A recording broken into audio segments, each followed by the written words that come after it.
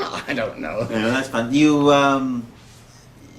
also mentioned when you were young there that I you was young once. Yeah, so that you belonged to a club and you reluctantly went to a club. Oh, the Brady. Yeah. And you found that the magic was you were like a star because of your magic. It was unbelievable, abilities. unbelievable. The Brady Boys Club in Whitechapel, and I did a teacher dragged me. A teacher at my school did a bit of magic, I think. No, we didn't do it. We didn't do any magic. What am I talking about? But he said you need to come to this school. It's a Jewish youth club in Whitechapel. And I said, no, I don't want to go. I don't want to go. And he kept nagging me, and he dragged me down there one day. And I didn't want to talk to anybody, and they didn't want to talk to me. So it was a complete waste of time. So a week later, he says, I want you to come down to Brady again. I said, I don't want to go. He says, come. So I went, and I did some tricks down there. And the whole bloody club is around me, raving. They've never seen anything like it in their lives. And like I was an overnight star. It was I've not had any reaction like that since. They were raving, and one youth club leader said, "You're the most popular boy here." You know. I got famous in that youth and that. And there I met Lord Janner. He's a lord now, Greville Janner, and he got me signed up with an Israeli folk song group called the Brady Ramblers, and yeah. So didn't you also you as a youth you performed the trick for Prince Phillip? Oh yes, Prince Phillip. I performed for royalty, and I thought I was going to get granted a knighthood or something, but it didn't happen. It came round to the youth club, Prince Phillip. We all had to pretend that we were just going about our normal business. It was all a bit of an act. So my normal business was doing card tricks. I'm doing card tricks there, and it comes in Prince Phillip, and he somebody says, well, this young man's fantastic with card tricks. So he said, oh, show me a card trick, he says. So I showed him this card trick, and I thought he was, I thought, because anybody, young, old, if I did a card trick, they'd be going, hail, Mother of God, hail, you're wonderful, you're fantastic. And he didn't. He just smiled. Oh, very good, he says. And he walked, instead of inviting me to the palace and, for tea, he walks backwards, and before I knew where he was, he disappeared.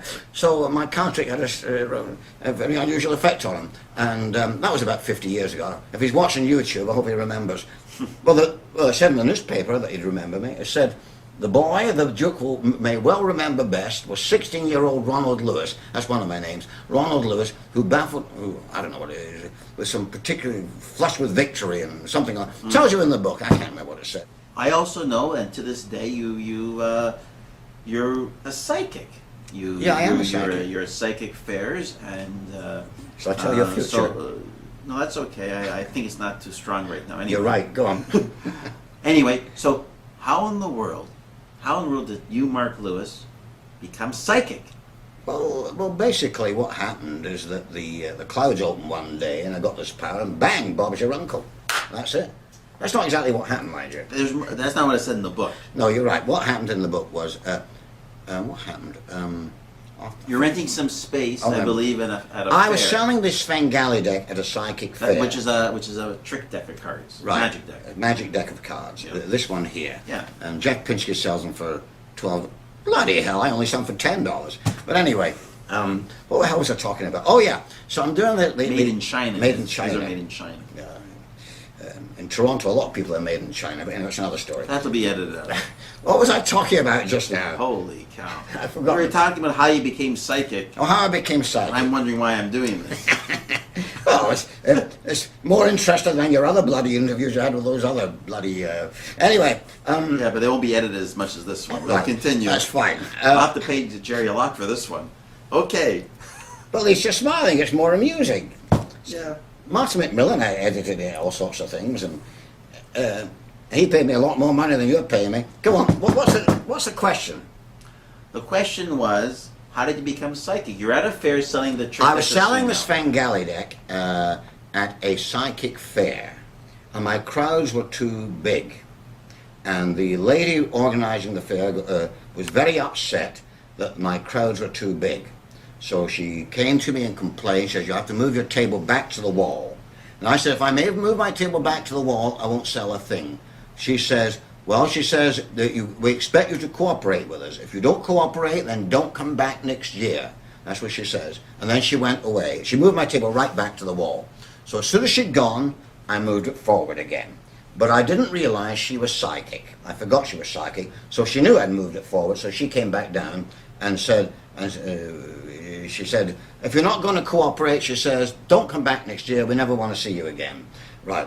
A bit like the way you're feeling after doing this interview. Anyway, so she scurried off, and I thought, well, I want to come back next year. I want to do this next year. So I ran back after her, and I said, look, it's all right. Next year when I come back, I will not sell those cards. I'll do what everybody else is doing. I'll do psychic readings. And she said, are you experienced at it? I said, yes, I've been doing it for 20 years. I've never done a reading in my life before. But anyway, the book will tell you what happened. I started out as a complete fake. I didn't believe in it. But then as the months went by, I started realizing it's a genuine thing.